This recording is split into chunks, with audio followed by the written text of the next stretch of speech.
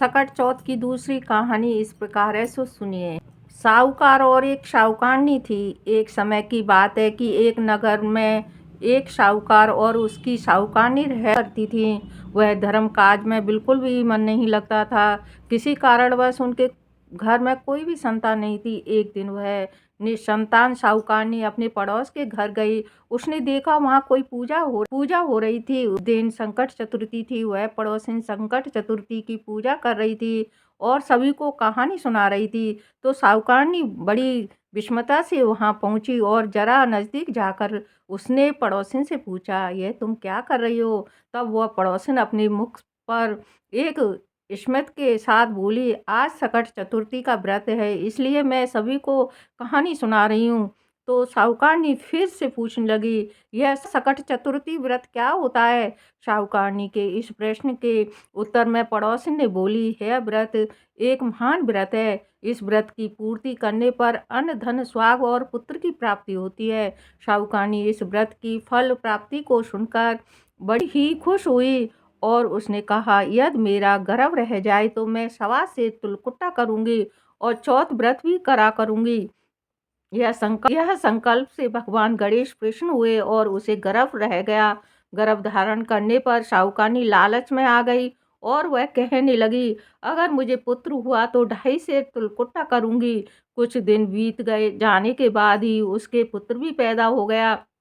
वह बोली कि चौथ भगवान मेरे बेटे का अगर विवाह हो जाए तो मैं 5.25 का तिलकुट्टा करूंगी। कुछ वर्ष बीत जाने पर ही उसके बेटे का भी विवाह निश्चित हो गया और उसका बेटा विवाह करने चला गया। लेकिन उस लालची साहूकारनी ने तिलकुट्टा नहीं किया। इस कारण से चौथ देव उसे अति क्रोधित हुए और उन्होंने फेरों से पहले ही उनके बेटे को उठाकर एक पीपल के पेड़ पर बिठा दिया। मंडप से अचानक ही वर के गायब हो जाने पर सभी लोग उसे ढूंढने लगे।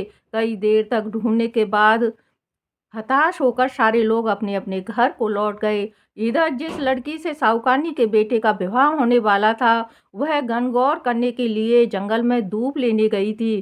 तभी रास्ते में एक पीपल के पेड़ से आवाज आई, ओ मेरी हद ब्याई। यह बात सुनकर डर के मारे जब वह लड़की अपने घर आई, उस दिन के बाद बहुत धीरे धीरे वह सूख कर कांटा होने लगी। लड़की की है मनोदशा देखकर लड़की की माँ चिंतित हुई और कहने लगी, मैं तुम्हें इतना अच्छा खिलाती हूँ, इतना अच्छा पहनाती हूँ, फिर भी तू बस सूखती ही जा रही है। ऐसा क्या हो गया है तुझे? तब लड़की ने डर के मारे अपनी माँ से बात कही। उसने कहा, भी जंगल में दूब लेने के लिए जाती हूँ तो पीपल के वृक्ष से कोई आदमी मुझे बुलाता है और वह कहता है, ओ मेरी हरद ब्याई।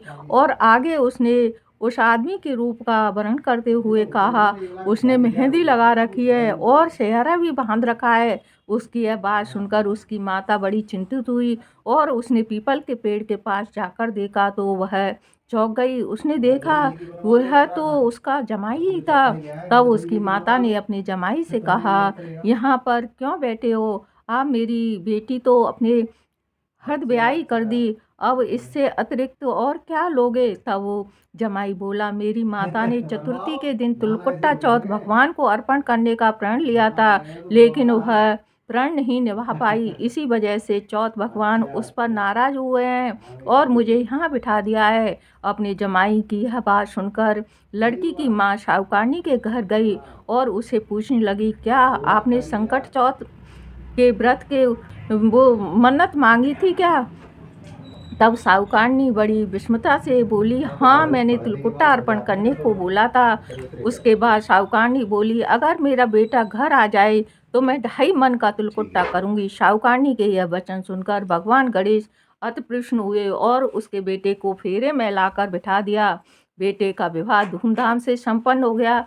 जब साहूकारनी का बेटा बहू उसके घर आई तो साहूकारनी बड़ी प्रसन्नता से 2.5 मन तिलकुट्टा किया और बोली, हे चौथ देव, आपके आशीर्वाद से ही आज मेरी माता और बहू घर आए हुए हैं, जिससे मैं अति प्रसन्न हूँ और आज से ही हमेशा तिलकुट्टा करके आपका व्रत किया करूँगी। इसके बाद सारे नगरवासियों ने तिलकुट्टा के साथ संकट चतुर्थी का व्रत करना प्रारंभ कर दिया।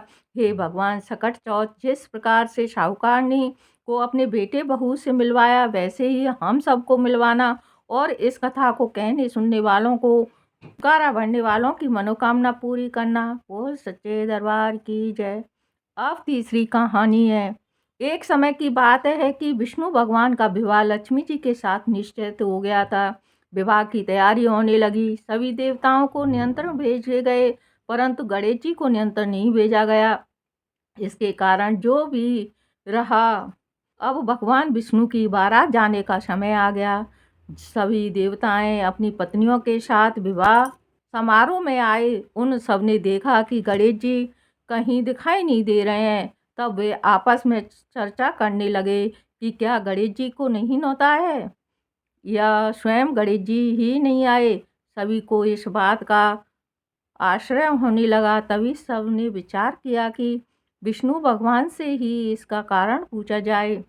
भगवान से पूछने पर उन्होंने कहा कि हमने गणेश जी के पिता भोलेनाथ महादेव को न्योता भेजा है। यदि गणेश जी अपने पिता के साथ आना चाहते हैं तो आ जाते, अलग से न्योता देने की कोई आवश्यकता भी नहीं थी। दूसरी बात यह है कि उनको 1.25 मन मूंग, 1.25 मन चावल, 1.25 मन घी और 1.25 मन लड्डू का भोजन दिन भर में चाहिए। यदि गणेश जी नहीं आएंगे तो कोई बात नहीं, दूसरे के घर जाकर इतना सारा खाना पीना अच्छा भी नहीं लगता। इतनी वार्ता कर ही रहे थे कि किसी एक ने सुझाव दिया, यदि गणेश जी आ भी जाए तो उनको ध्यान रखना, द्वारपाल बनाकर बिठा देंगे कि आप घर का ध्यान रखना। आप तो चूहे पर बैठकर धीरे धीरे चलोगे तो बारात से ही बहुत पीछे रह जाओगे। यह सुझाव भी उसको पसंद आ गया, तो विष्णु भगवान ने भी अपनी सहमति दे दी। होना क्या था कि इतने में ही गणेश जी वहां आ पहुँचे और उन्हें समझा बुझाकर घर की रखवाली करने बिठा दिया। बारात चल दी। तब नारद जी ने देखा कि गणेश जी तो दरवाजे पर ही बैठे हुए हैं, तो वे भी गणेश जी के पास गए और रुकने का कारण पूछा।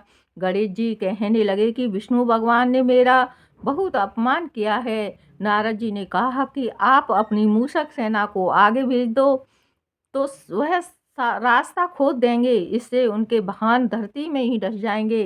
तब सम्मान पूर्वक बुलाना पड़ेगा।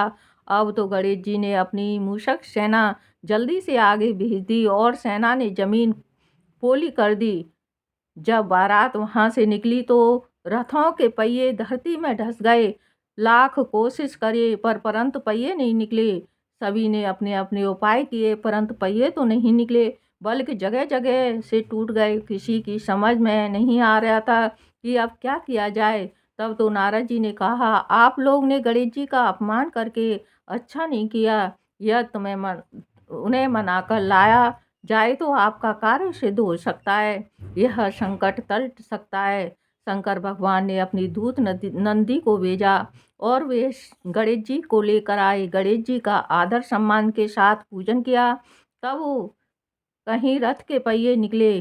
अब निकल तो गए, परंतु वे टूट फूट गए, तो उन्हें सुधारे कौन।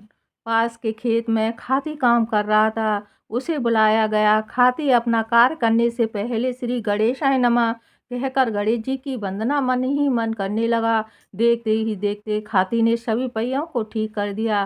तब वो खाती कहने लगा कि हे देवताओं, आपने सर्वप्रथम गणेश जी को नहीं मनाया होगा और ना ही उनकी पूजन की होगी, इसलिए तो आपके साथ यह संकट आया है।